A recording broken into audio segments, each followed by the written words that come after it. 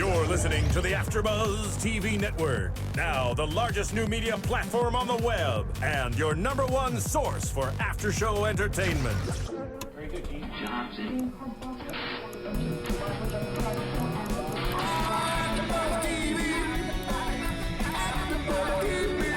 From the AFTERBUZZ Studios in Los Angeles, California, presented by Maria Menounos and Bing.com, and streaming live thanks to Akamai Technologies, this is AFTERBUZZ TV's Hemlock Grove After Show. We'll break down tonight's episode and get you all the latest news and gossip. And now, another post-game wrap-up show for your favorite TV show. It's AFTERBUZZ TV's Hemlock Grove After Show. Oh yeah. Famous for doing. And here we are doing another amazing AFTERBUZZ TV After Show for our favorite show and your favorite show. It's Hemlock Grove. We're on Season 1, Episode 7, Measure of Disorder. I am your host, Shano, and I'm joined here by my 3 lovely co-hosts. Hello everyone, I'm Marisa Serafini. Hey guys, I'm Tiona Hobson. And hi, I'm Jurgens. For the episode title, I want to say Measure of Displeasure. I think that's more fitting. Yeah, that's a little bit more fitting. It would be a little bit. So we have a great show in store for you guys at home tonight. And we got the following topics lined up. We're actually supposed to be joined by 2 awesome guests who are supposed to be calling in tonight. But since we're waiting for them, let's go ahead and talk about our topics. We're going to talk about Olivia being subdued by her son, put in place, right? Boom, he cracked that whip. He sure yeah, did. Seriously. Chasseur gains some intel. Roman violates Ashley. And I know that I wanted to put a neutral word in there because we're just talking about the topics right now. And finally, Francis dies. Big deal. That's the first person we've had die in quite a few episodes, right? Yeah. So anyway, let's go ahead and start talking about Olivia being subdued. So, as a little bit later into the episode, well, let's talk about how it opens up first. Yeah. So how the episode opens up is we have Olivia, she picks up Roman, right? And she starts having a little bit of a seizure. At first he's antagonistic towards her, but he ends up like comforting her and saying, "Mom, don't worry about it. That happens to me too." He says, "I hear them too." What the heck is he talking about? I thought it was the voices, the kind of rumblings that she hears, but I don't know for sure. I thought so too, because we saw in earlier episodes that Roman's saying, I'm seeing things, I'm hearing things, but we don't know exactly what he's talking about. But it makes me wonder, because you see Olivia like kind of pass out a little bit, or she starts tweaking when the street lamp goes in and out. It kind of makes me think she's a little epileptic. That's what I originally thought too. And then when Roman says, I hear them too, it made me kind of think of paranormal activity because, they always say the lights and ghosts are connected to that, and maybe the whispers or, people from the other side trying to communicate or something.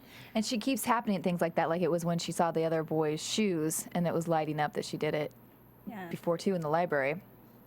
Yeah, it's pretty creepy stuff. Like, we don't know if it's just a physical ailment that she has, or if it's paranormal, or even if it's connected. Maybe they're both. It's like a crossover thing, and she's like the nexus between the two planes of existence. Who knows, right? So we can only guess as of right now. But we move a little bit later on, and they're at dinner. And she makes an attempt to have table conversation, right? She's like, "Oh, let's go through the motions." How was school? Trying to be normal. Yeah, try to be normal. And I just loved how right away, because she's feigning interest, then we have Roman who feigns exuberance. And he says, "Every breath a gift." Yeah. So condescending. I'm so good at being a little smart ass like that. I like it. Such a teenage boy, Seriously, I really, like, during that scene, I was rewatching it again today, and I laughed out loud in my apartment all by myself. So it was such a great scene. And she just finds another reason to get mad at Shelley, right? It's just so awful. She says like, I took the bus or whatever she was saying, right? Or I went into town. And that's of course, us as the audience, we feel really happy for her. Like she went out and she did something. She was being independent. Why do you guys think that she always, Olivia at least, always wants Shelley to be escorted into town? And why do you think like she always wants Roman or even Olivia to be with her? I think that's her control issue. Yeah. And because when she found out that Shelley took the bus, she was like, without my permission, that was something that she couldn't control. Shelley did it without like anyone's knowledge, and that peeves her because she didn't have control. It seems like she also wants to keep her kind of being this, as people think, unattractive creature, instead of not like approving of her wearing earrings, kind of being, she's always trying to keep her down. Oh, we have a caller on the line. Yay, let's see who it is. Caller on the line with AFTERBUZZ TV's Hemlock Grove. Oh, and Hello? they hung up. Oh, that's a shame. Call back. Hope it wasn't our special guest. Call back. Okay. So, anyway, so quickly, we see that Olivia, she just keeps antagonizing and getting mad at Shelley. Shelley's whimpering. She takes off her earrings. And Roman, like, he stands up for her, like, really strongly. And he ends up saying, like, you know what? You're not going to cut me off. I just want you to treat Shelley right. And pretty much, I remember that everything's mine. And it was such a great conversation. Not even a conversation. He was just, like, directing at her. He was just like, you know what? This is how it is. Everything's mine in the will. And that's a really big piece of info. What do you guys think about that? Yeah, I thought that was a huge turning point because, I mean, when we saw him in the car earlier, she was, basically saying it was all her money and that, she had the power over him. So to see that switch, I thought was great because it completely just... It changes the dynamic of yeah. who has the power in the family now, because for so long she was able to use that over him to keep him in check and be like, oh, well, I'll just cut you off. You think I won't? And then now all of a sudden he can switch it back on her and be like, no, actually you can't. I have all the power, so you have to do what I say now.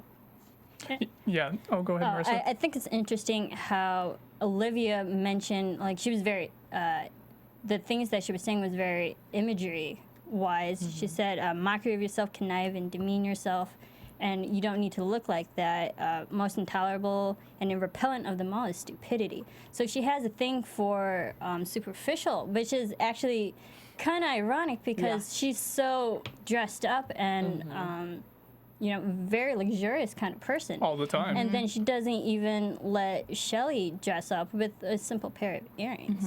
Do you think that if Shelley looked differently, like if she wasn't this thing that we view as a monster, do you think that she would have the same, like, do you think she would be able to dress up better, or do you think Olivia would care a little bit more about that with her? Well, I think it's interesting because everyone else always thinks Shelley is beautiful. And then once Shelley adds a little bit to her, then Olivia's saying you're not beautiful anymore. You're fine just the way you are. Intriguing. Intriguing. I thought another interesting dynamic too was then, speaking of the Olivia Roman situation, is then later on she goes and crawls into his bed, which I thought was kind of like, again, creepy, but also like more like a little kid kind of going into their parents' bed, like the way, I don't know, she kind of crawled in and then she's still almost lustful for him and says like, you're stronger than I had ever hoped. And it was another. Which is interesting because in the book, it was actually a bit different. Olivia does go to the room, but she doesn't say you're stronger than I had ever hoped. She says, we'll need to bleach you soon. Your roots are showing. Ooh, wow, I didn't know he, well, obviously the show is an adaptation, it's different than the book, but I didn't know his hair was supposed to be bleached. That's so weird. Yeah. Or maybe it's another way of Olivia trying to control her son's appearance as well, because we know Roman's bleach blonde. So maybe he's not blonde.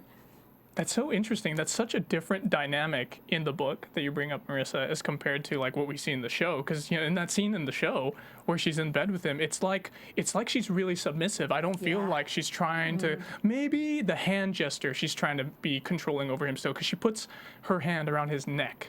but it's very gentle, and maybe it is like her testing her boundaries again. Like, okay, I'm gonna try to see what he'll do. But when I see her going into his room in a nightgown, I'm like, I'm thinking, what's gonna happen? dude, I'm like, red flag, inappropriate, multiple exclamation marks. Right. And she just, lies in there with him, and I wonder what they did afterwards. Right, because we leave that scene. It's just so creepy. Like, where does a mother go from there? Yeah. Right? And that's all that happens in the book too. We got that's callers it. coming in now. All right. Excellent. Caller, you're on the air with AfterBuzz TV. Hi, Famke. You're online on AfterBuzz TV. Hi. How are you tonight? Hi, Famke. I'm Sean How O. are you? And we have awesome co-hosts here. We're so glad that you're able to join us online, and we have so many questions for you, and we really appreciate you taking the time out. Oh, no, my pleasure. I hope I could answer them. Marisa, how about you start? Hello, Famke. Huge fan. Thank you. I love your character of Olivia. About the Olivia Roman relationship, there's a lot of tension with all your scenes. But what is the atmosphere like with you and Bill on set? Yes. You mean generally on set or in the scenes that we're playing together as characters? On set, because your characters have a lot of tension on film, but on set, what was that atmosphere like between you two?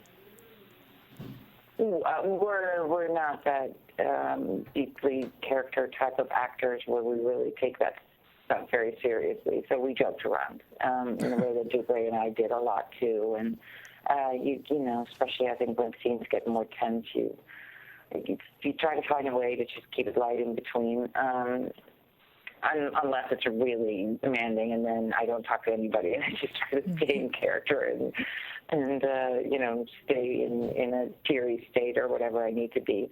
But no, Bill and I got along really well, and as did most of the other cast. It was quite a nice atmosphere on set. We're talking about episode 7 right now, and I wanted to know, Famke, when you as Olivia end up scarfing down those raw balls of meat with Linda. Oh, don't even talk about it. I'm a vegan.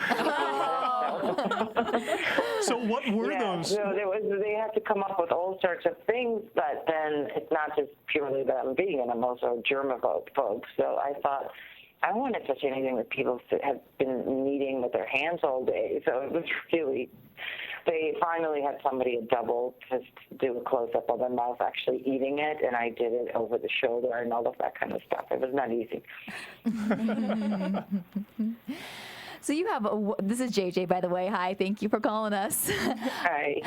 So you obviously have an amazing film career. How has this experience been different for you than other projects that you've worked on? Well, it's very intensive because you shoot 13 episodes over 6 months, and so we shot about 8 days per episode or something. So that's, an hour in 8 days. And, some of the movies I've been on take for an hour and a half of screen time take about, 6 months, 3 months, 4 months, whatever.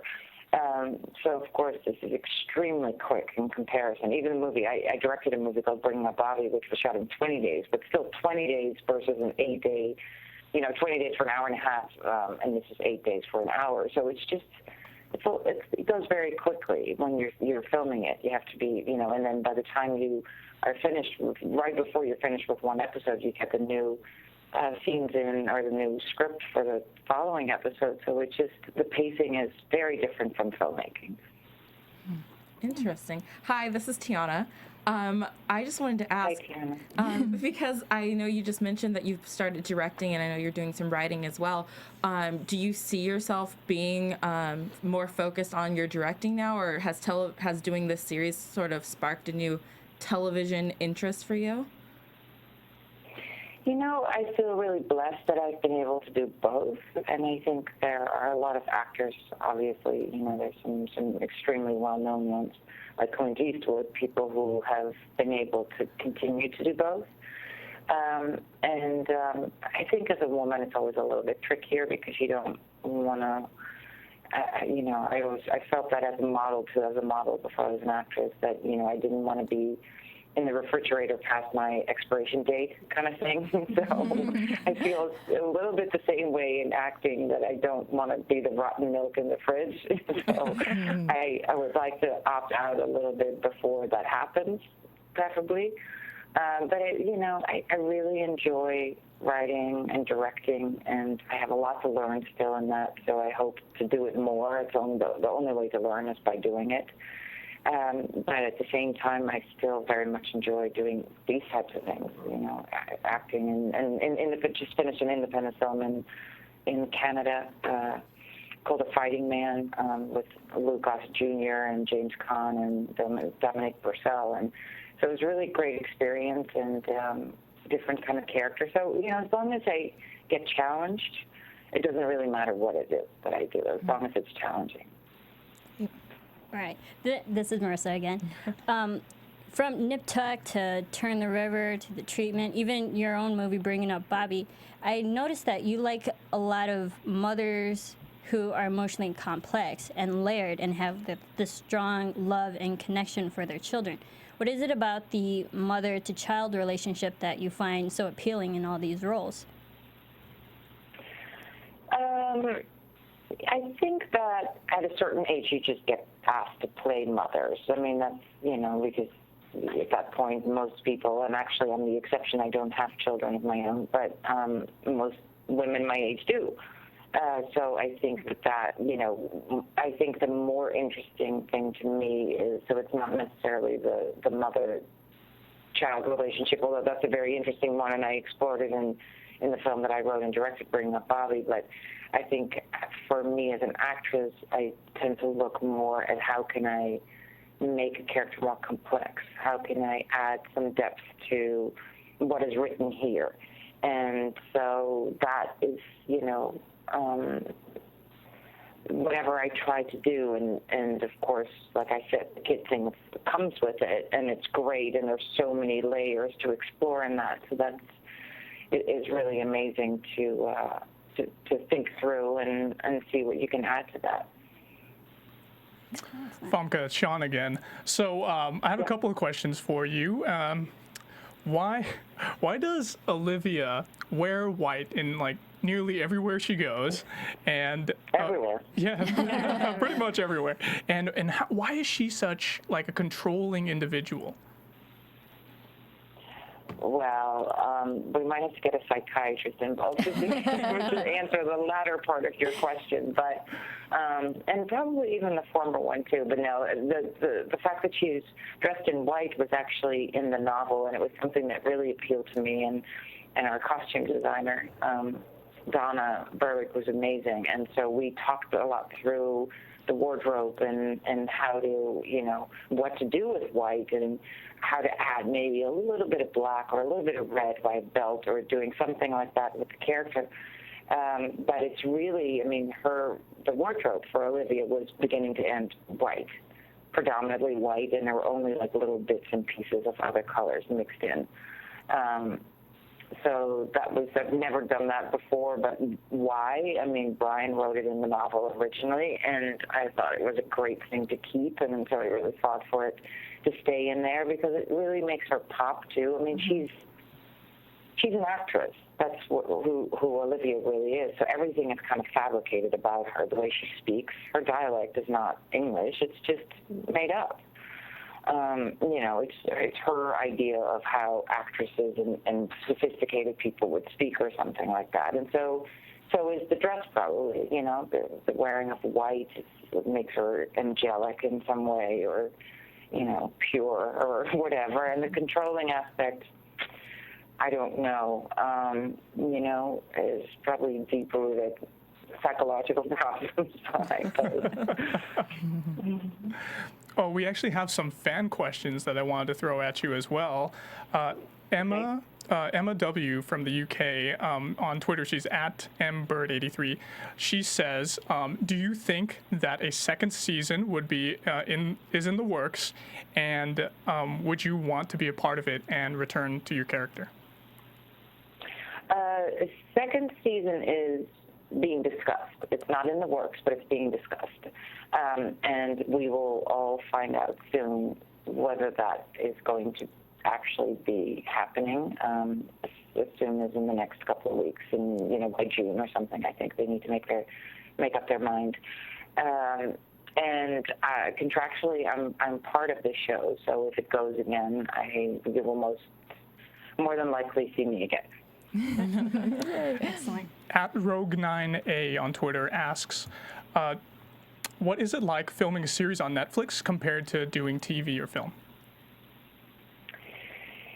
I think that at this point you can compare Netflix, although it's its own thing, obviously. I mean, nobody's really releasing all 13 at the same time. It's a different way of viewing. It's really giving the viewer their own options to do it however and whenever they want to, which makes a lot of sense to me, and especially in my life and with my travel schedule and whatever. But while we were shooting it, I have to say it felt closer to film than the limited television experiences that I've had, because it felt more like a continuous movie, or as if we were shooting 13 one-hour movies or one 13-hour movie, however you want to put it.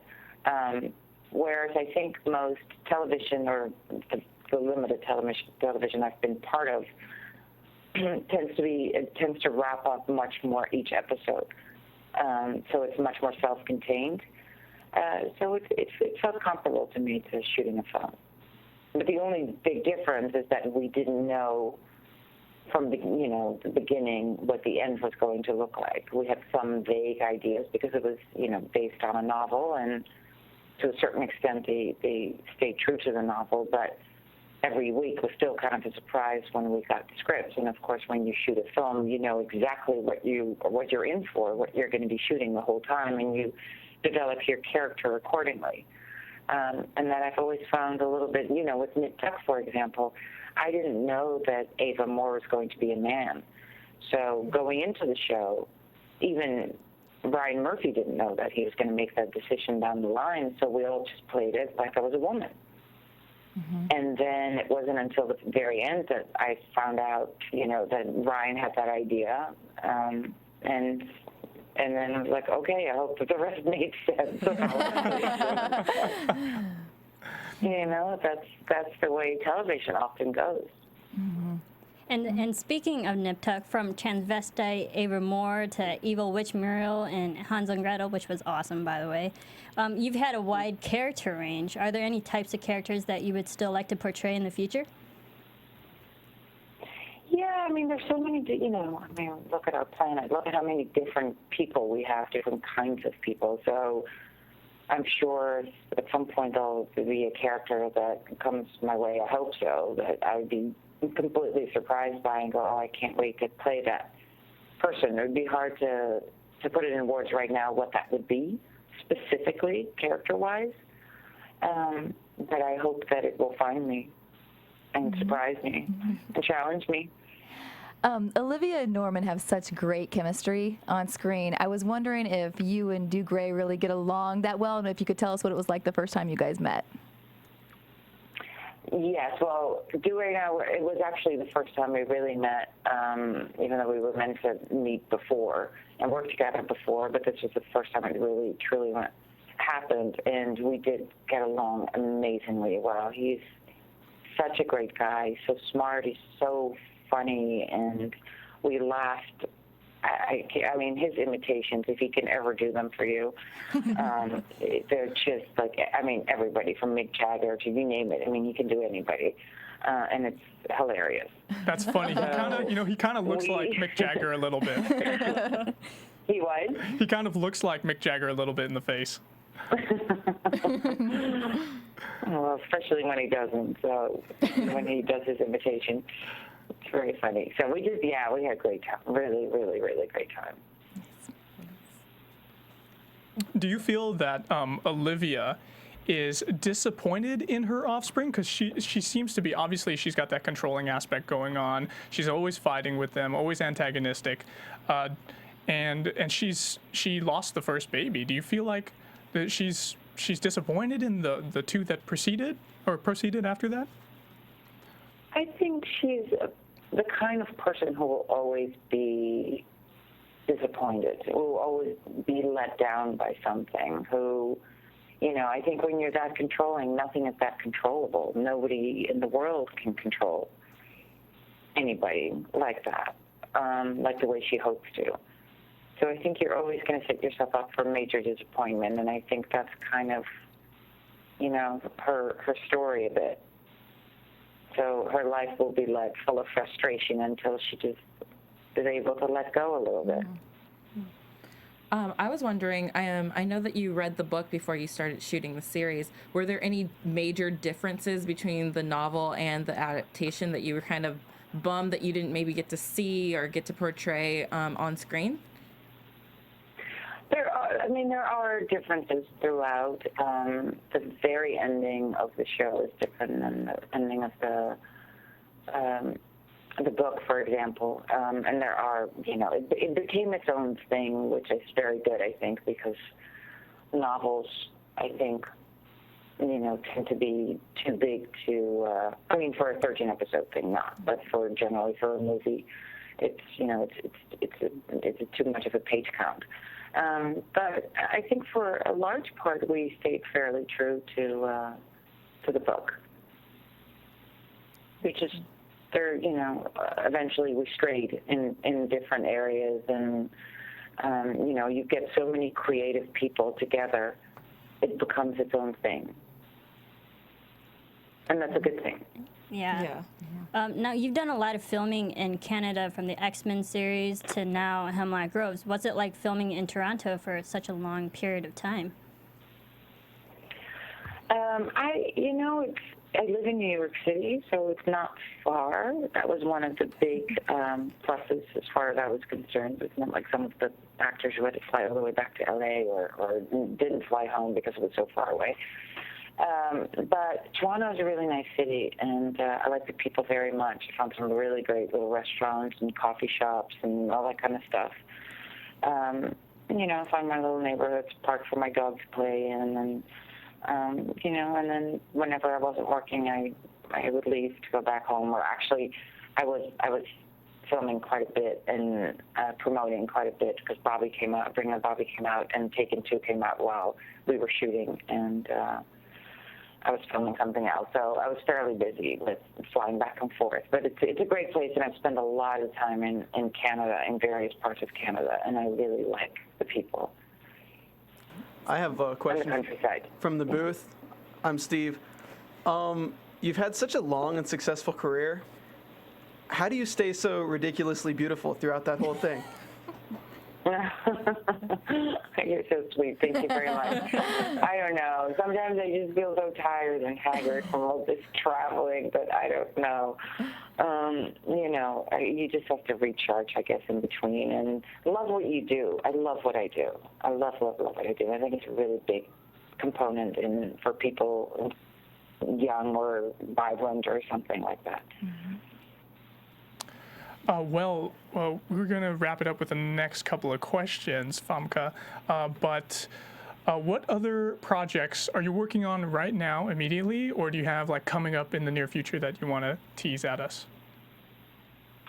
Well, I just finished A Fighting Man a couple of days ago, and it's a movie about two boxers, and that's one with Dominic Purcell and Lou Gossett Jr., and really quite an amazing cast and story, and great director, and very gritty and dark, and really interesting character I got to play.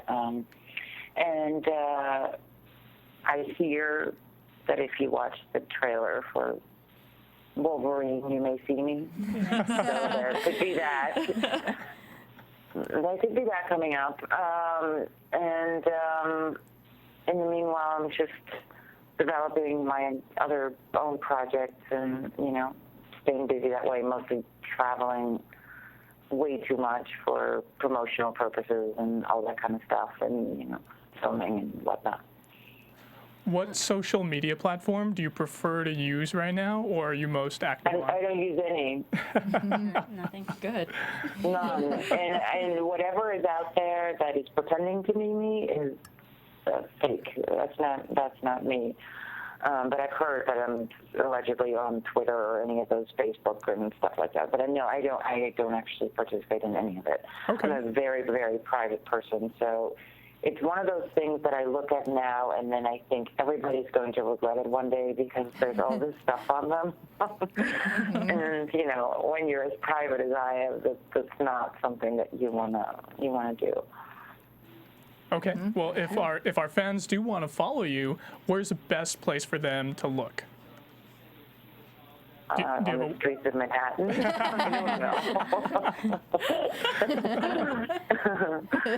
There's nothing to follow. I'm not followable. You don't have perhaps like a website like famkejohnson.com? No. Nothing. Oh. Nothing. Very well. We'll always keep it. I know You're it probably is. I'm sure it's really not smart. I would be a lot more famous if I participated and partook in all of those types of things, and a Twitter following and my own website and all that. I had nothing. I just I'm my own thing. Oh, Famke, you are very famous and very popular. Believe me, I have loved you ever since you were the Bond girl on the top. Since you were Jean Grey, I've been watching you in films, and I love you. And I always keep my ear out for you. Yeah, and I just gotta say, I've been a huge fan for years, and you're one of the reasons why I started watching Hemlock Grove. So you've had an amazing career. You're a beautiful, talented woman, and just keep up the great work. Yes. Thank you very much. Yeah, thank very you. sweet. It was really nice to talk to you all. Yes. Thank you so much for calling in. Thanks for taking the time. Okay, have a good evening. Okay, you too. too. Thank you. Bye. Bye. All right. Well, that was pleasant. That was awesome. Yeah. Man, how often do we get to talk with Famke Janssen? Wow, that is so. That was fascinating. Yeah. Marissa's like shaking right now. I'm just like No words. stupefied. No words. Let's all have like a 2-second fangirl out moment. Like, oh my gosh. Okay. Okay. Oh my god, oh my god, oh my god, oh my god, oh my god. I'm done. That just happened. All right, we're back. Hemlock. And we're back. Stephen, do we have DeGray Scott on the phone? Did we have him on the line? When he calls again. When he calls again. Okay, very well. Yes. Well, I hope he calls again. I hope he's watching us live on AfterBuzzTV.com right now. Speaking of our podcast and looking at us live, of course, if you guys want to download our podcast, you can go to the iTunes store, and in the search bar, just type in Hemlock Grove. You can type in Hemlock Grove AfterBuzz TV, whatever. Just type in Hemlock Grove. That's the best place to go. And guess what? We're the first podcast that comes up. And rate and comment us. We already got 5 stars, but you know what? Give us some more 5-star ratings. And tell a friend, comment, give us a review, because it only takes a minute. And we have quite a few reviews that I want to actually read out from fans. Let's see. We had Sweet Cynthia. She left a comment or review on our iTunes account, and she said, in regards to Freya Tingley being on last week, she said, Freya sounds like a really nice and smart girl. I wanted to say that I definitely think that Olivia had been snacking on the remains of Lisa's body while she was in the mill by herself, which explains why the vomit was so chunky and why she licked her lips with such relish. I also, she brings up a really good point. I also think that the crucible leads directly, here's another good point, leads directly to the forest, and that explains that rabbit hole opening that you were all talking about. It also explains why the 2 halves of Lisa's body were in the forest and the mill, and why there was no blood on the upper half in the forest. So the crucible like a portal somehow? I'm thinking the steel mill and the forest must be connected somehow. That as what Sweet Cynthia is referring to. Oh, thank you for your comment, by the way, Sweet Cynthia. Yeah. That would make sense. There's a mill that goes into the creek there. It's all. The forest is everyone's connected, backyard in this town. Yeah, it connects everything. It does everything. Pretty much. We also had a review from SurfDog200, who said, "Great show. Keep up the awesome job." Sweet. Try. Lastly, on iTunes, we have someone that Luke, who said, "Amazing show. gave us 5 stars. The hosts, Sean O, Marisa, Tiona, and JJ, do a great job breaking down and having in-depth conversations on various aspects of the show. They spot out things that you might not initially notice within the show. Laugh out loud, Christina's condoms. He actually got into watching the show because of listening to us, he says here. If you're a fan of Hemlock Grove, definitely check this out. They also do well in bringing in cast members of the actual show. All right. Yeah. And Very more to nice of come. And more to come. More to come every week. Hopefully we can get DeGray Scott on tonight.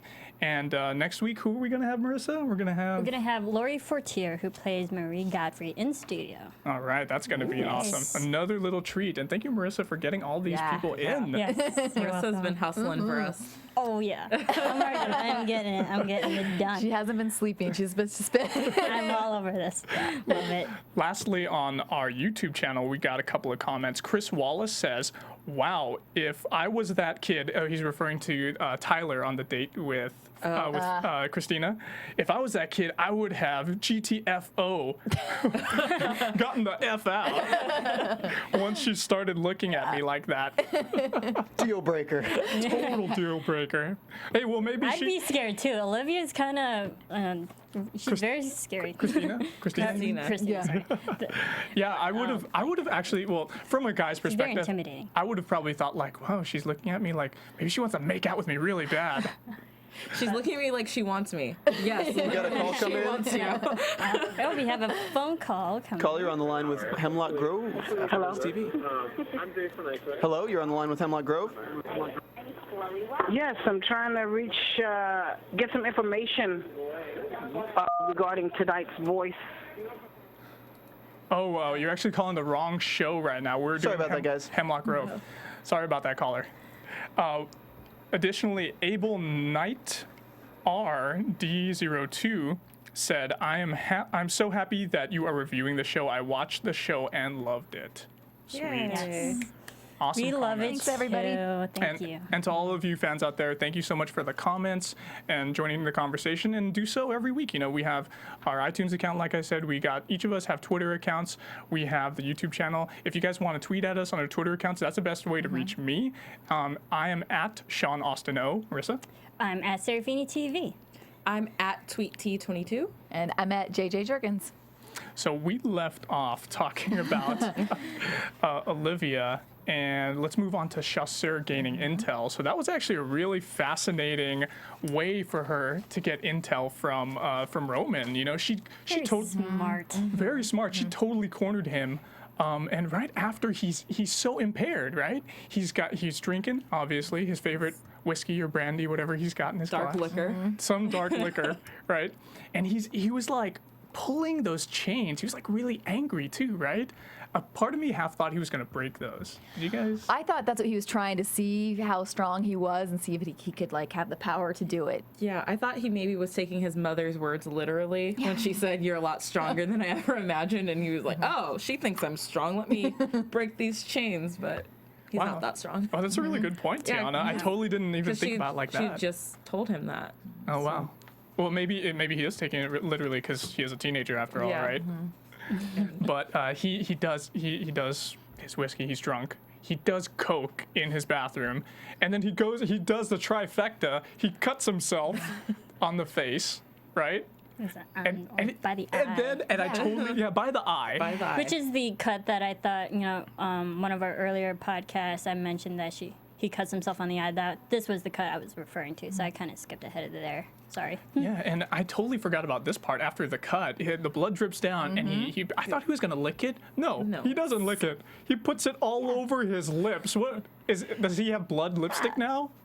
Yeah. In the book, when he's doing this, they mention that he's trying to mimic his mother, So that's what's just like what Olivia does with her lipstick. Oh wow! So that's what's going through his mind. What did you guys think of that scene overall? Well, what did he say right after? I wrote it down. And Shut up and kiss me. Yeah.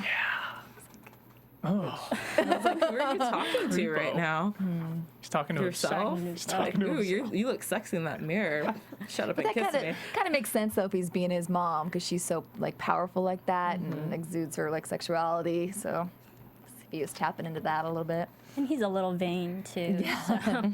Yeah, I think so. You know, he's a little vain, but at the same time, of course, later in the episode, he says that he's ugly. Does he really think that he's ugly? What do you guys think? I think that his mother has kind of damaged him maybe a little bit mentally and has him thinking, you know, that he's not worthy of a lot of things because of the way she always is talking down to him and Shelley both, that it kind of just is a mind thing where he does believe that maybe he's not pretty.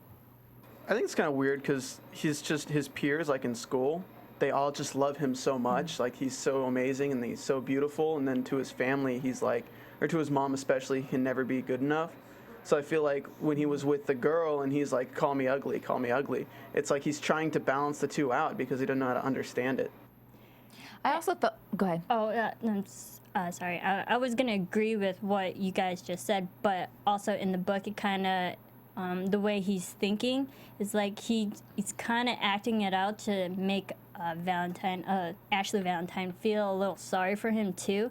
So I'm kind of torn where he does think he is ugly and he has a lot of self-deprecation and whatnot. But then I think it is also an act for people to just give him attention.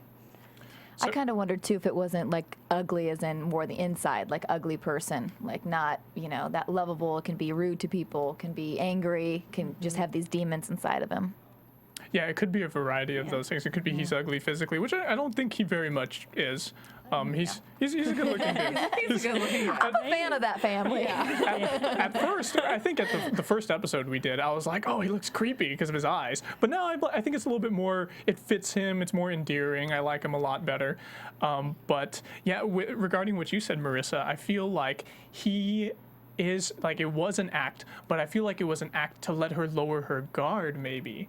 Like later on, we'll talk about that later on. Yeah. So back to Chasseur. we haven't talked about her yet. So is downstairs. So she rings the doorbell. Obviously, she gets let in the house. Is this the first time we've seen a butler in the house? Did you guys notice that? Yeah. Yeah. Because we've seen a lady there who's kind of like a caretaker, but we haven't seen a man butler. Yeah, this was the first time we see a butler, so obviously Chasseur got escorted in by the butler. Roman comes down, she starts questioning him, and we have Shelley come in too, and he starts spouting off the Vargolf stuff in front of Chasseur to Shelley, and I think he's doing it for show. What do you guys think about that? I think that was just honestly a slip. Because him and Roman, Peter and Roman have always been talking about this Vargolf, and so it's common knowledge to him about a Vargolf, and he doesn't know Chasseur, and I think it was literally just a slip that, he actually does know more than what he's trying to let on. Yeah, my question was, I'm not sure how much jurisdiction her badge really requires, but he's technically a minor. So is she allowed to be questioning him like this, or is it the way that she presented it as like, oh, we're just having a conversation, that she was able to get away with this? Because if I walked in like Olivia does and saw, you know, someone in the law enforcement questioning my minor child, I'd be a little suspicious and maybe a little angry too. Good point. Now, from the law enforcement perspective, I wanted to say that this is not a detention. And she's in his house, you know? Even though she is showing some force, that's kind of borderline right there, where she's showing the badge, and it could be like, oh, you have to talk to me, otherwise something's going to happen to you. That could be colored a number of different ways. Like if we have a defense attorney, you know, on the Roman side, they could color it that way, like, oh, she was forceful and she influenced him in that manner because she showed her badge. But I liked how she started the whole interrogation. It was actually really smart on her part. She said, I want you to think about what kind of person you want to be. And not the person he's becoming, but you want to be. And take that in consideration that you are actually saving people's lives in the future if you're going to be straight and honest with me now. Yeah, that was a good way for her to influence him. But at the same time, he's got so many things against him other than her being a law enforcement officer. He's busing to a lot. He is a minor. And he's actually drunk He's alone, he's high, and he's angry. So he's got 5 things going for him right now that's just like all against him. And he gets persuaded so easily by her. She ends up, she asks a question. He lies, obviously. And then she just asks the question again a little bit more forcefully, and then he totally collapses like a cheap tent. He really did. Yeah, he did. I was like, man, he's just giving up all the goodies like so easily. He's not even making her really work that hard for it. Just, oh, no, I'm going to lie. Okay, now I'll tell you the truth. Yeah, seriously. So, did we have anything else to add on that topic, Chasseur? She found out a lot of intel. She didn't know about the Vargulfs before. Oh, another little thing, when Chasseur meets Olivia, she knows she's wearing 11-size shoes.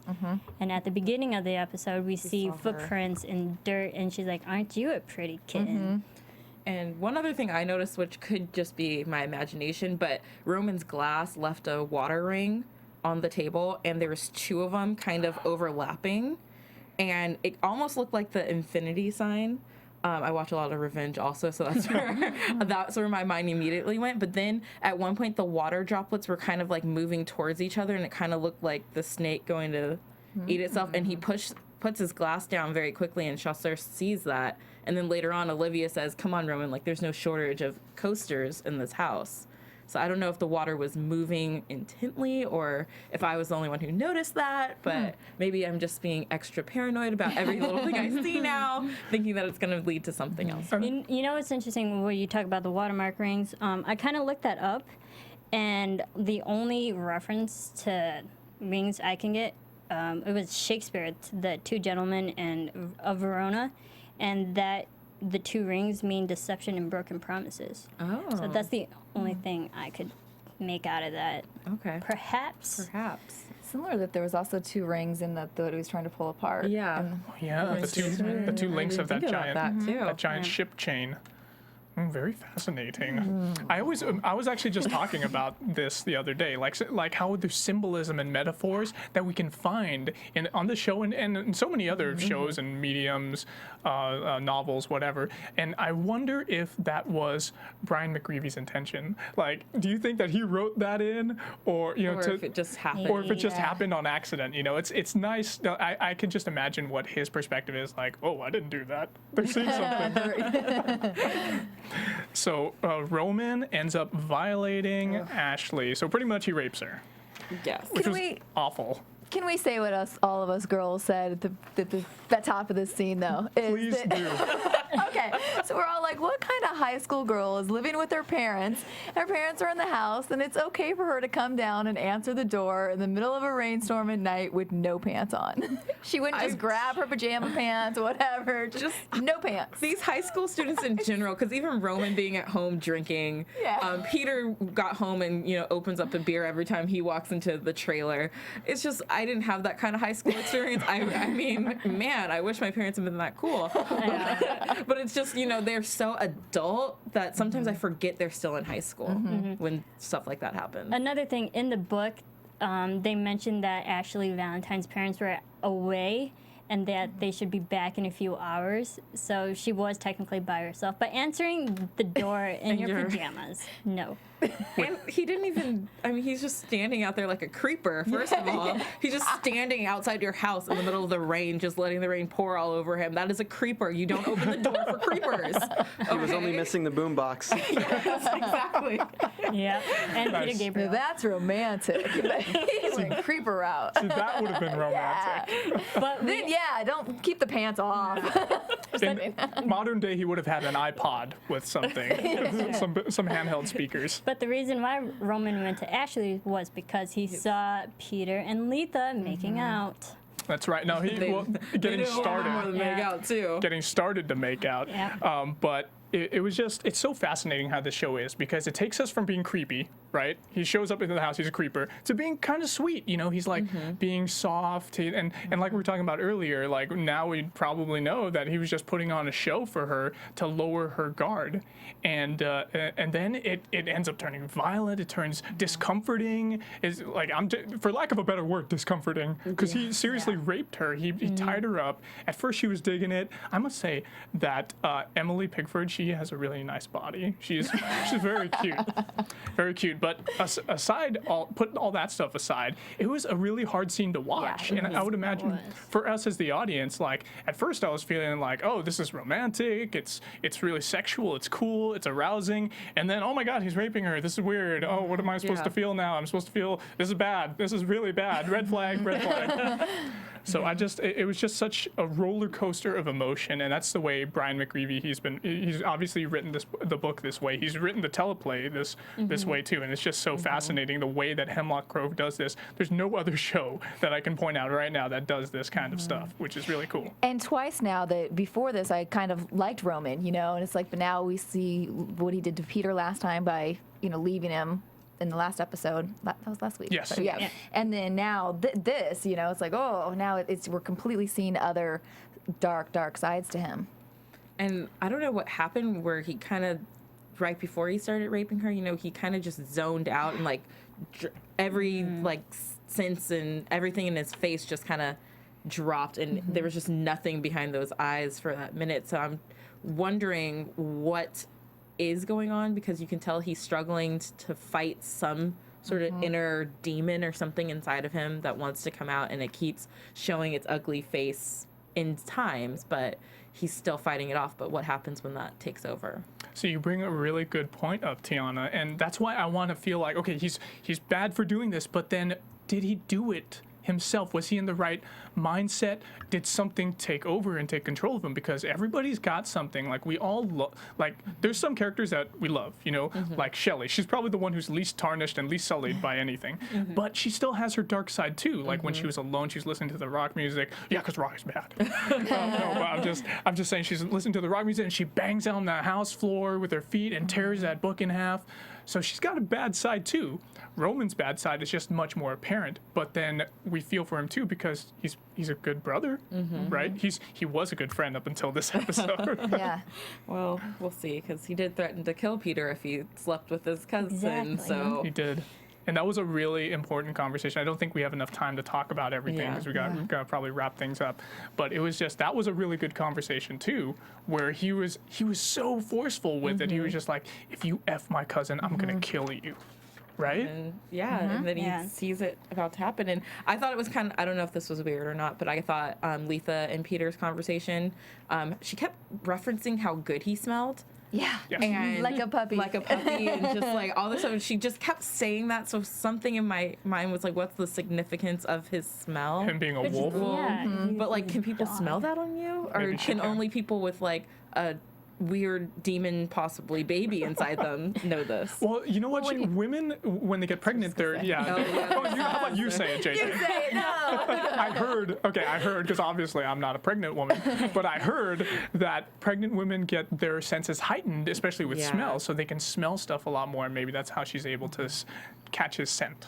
Maybe, Francis dies. All right, so it was a very quick scene, right? Norman gets a call at his bedside. His wife, Marie, actually thinks that it may be Olivia. Thankfully, it's not. And we see that Francis has a hypodermic needle shoved into his head, and he's dead. Did he kill himself, or did someone kill him? That's what I was going to ask you. I don't think he killed himself. Really? I was going to say he did. He kills himself. He did. Okay.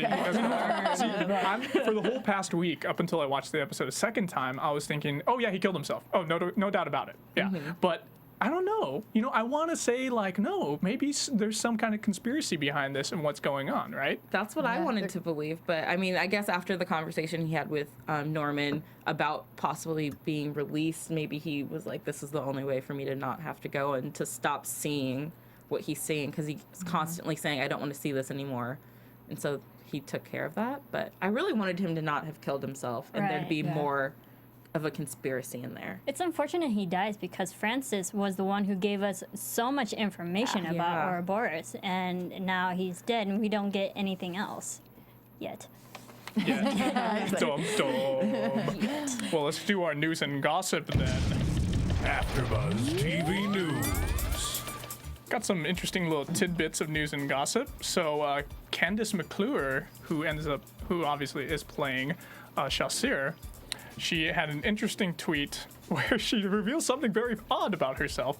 She tweets, @Xavier Leeds, one man's treasure, ... balloons make me nervous, especially when kids bounce on them. I usually leave the room. She gets nervous about balloons? It must be the popping sound. I hate that too, right? It sounds like a gunshot sometimes Yeah. if you're not paying attention. All of a sudden it's pop.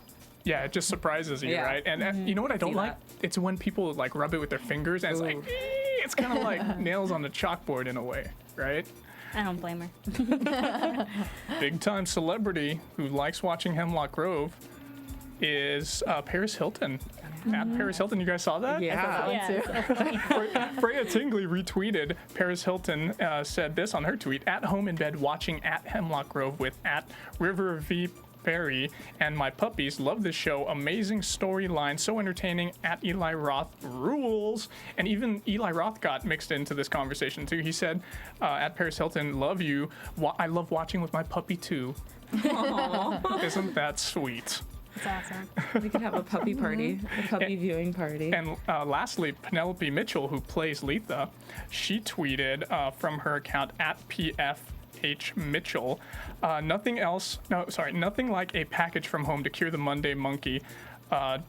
Magnetic #Kirk salt and pepper shaker for my new house. Yes, and she, I'm a Trekkie, so she must be a Trekkie too. If she put something like this up, you guys see that? That's pretty fascinating. I don't know if you guys can see that on screen, but that is a really funny photo. She has a salt and pepper shaker of Kirk, and then she's got a picture of Spock right there too. And that from the original series, by the way. And I've just been watching the original series. I'm up to episode 7 right now on Netflix. I am such a Trekkie nerd, and we got Star Trek coming out this week on Friday, so that's me right there. It's got me written all over it. Any other news and gossip from you ladies? Nope. Let's move on to our predictions. And now, your AfterBuzz TV predictions. Yes, I love it. The echo. Echo. I feel Olivia's gonna be getting her drugs next episode. She's gonna be doing those eye drops hard.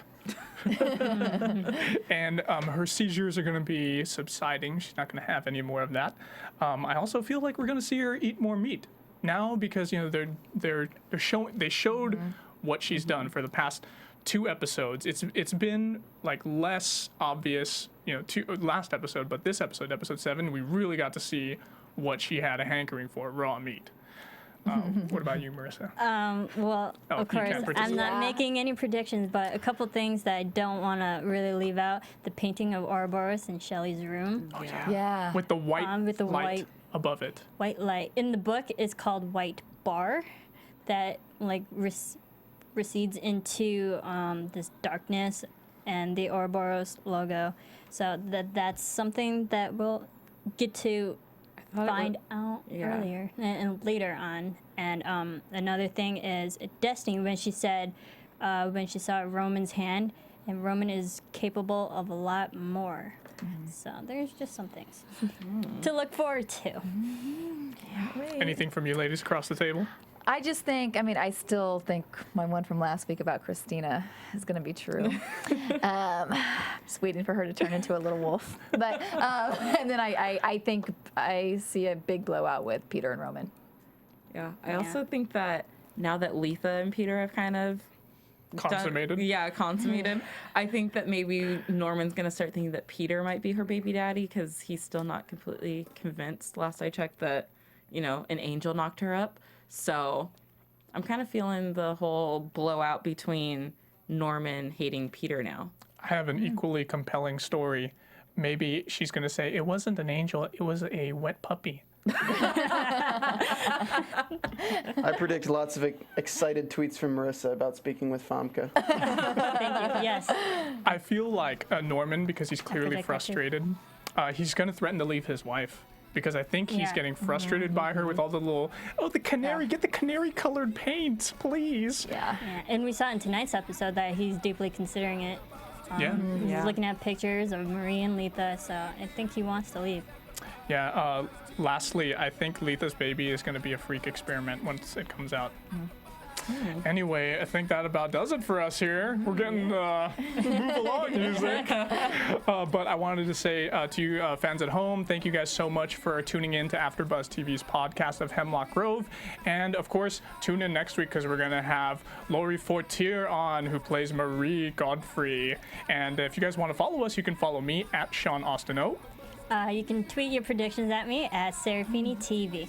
I'm at TweetT22. And I'm at JJ Jurgens. Thanks so much, guys. We'll buzz with you next week. From Bing.com, executive producers Maria Menounos, Kevin Undergaro, Phil Svitek, and the entire AfterBuzz TV staff, we would like to thank you for listening to the AfterBuzz TV network.